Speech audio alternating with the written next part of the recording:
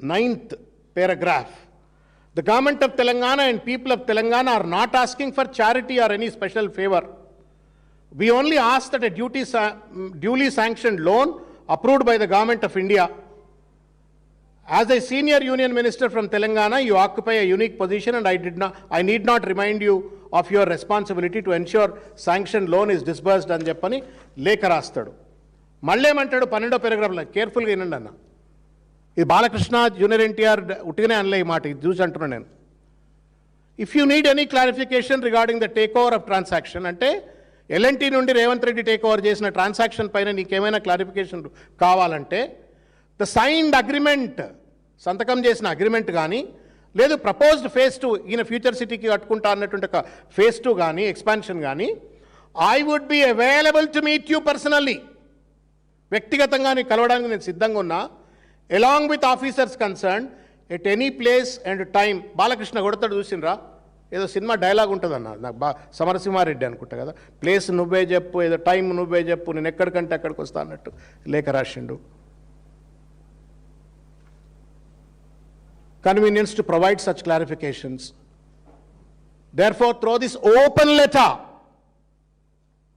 దాసోజు శ్రవణ్ రాస్తాడు open letter, లేదు ప్రజలు రాస్తారు ఓపెన్ లెటర్లు. ముఖ్యమంత్రి ఓపెన్ లెటర్ రాయటం ఏంటే, డిఓ లెటర్ రాయి, అఫీషియల్ కమ్యూనికేట్ చేయి,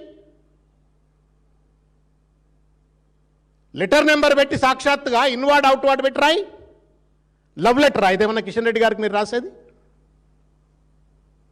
అంటే ఎంత కేర్లెస్నెస్, అడ్మినిస్ట్రేటివ్ స్టూపిడిటీ అంటారు ఇది.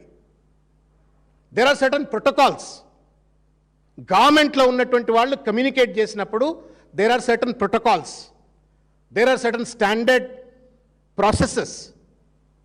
అదేదో ఇంత పెద్ద అంశం గమ్మత్ ఏందన్నా మీకు తెలుసా? ఇప్పుడు నేను దాంట్లోకి వస్తా 2 నిమిషాలు అయితే. ఇవాళ ఇట్లా రాసి నా పని అయిపోయింది అని చెప్పని చేతులు దులుపుకుంటూ ఈయన అంటాడు ఇంకోటి 14వ పేరాలో, I request you kindly arrange a meeting with Ashwini Vaishnavji, honourable union minister for railways at the earliest. I shall attend the meeting along with. నాకు తెలియదు మరి కిషన్ రెడ్డి గారు ఏమైనా ఈయనకు పియేనా మీటింగ్ ఈయనకు అరేంజ్ చేయడానికి? నీ గవర్నమెంట్ ఆఫ్ నీ అడ్వైజర్ ఉన్నారు కదా, state government advisers in Delhi ఉన్నారు, మల్రవి గారు అదే పాత్ర పోషిస్తారు అనుకుంటా. నీ ఎంపీలు అంతా ఏం చేస్తూ ఉంటారు? 8 మంది ఎంపీలు ఎందుకు వైష్ణవ్ దగ్గర పోయి ధర్నా చేయట్లేరు? ఒకవేళ గనక ఐఆర్ఎఫ్సి గనక నిధులు వచ్చిన తర్వాత కూడా ట్రాన్స్ఫర్ చేయకపోతే కిషన్ రెడ్డిని ఎందుకు బతలాడుతున్నావు?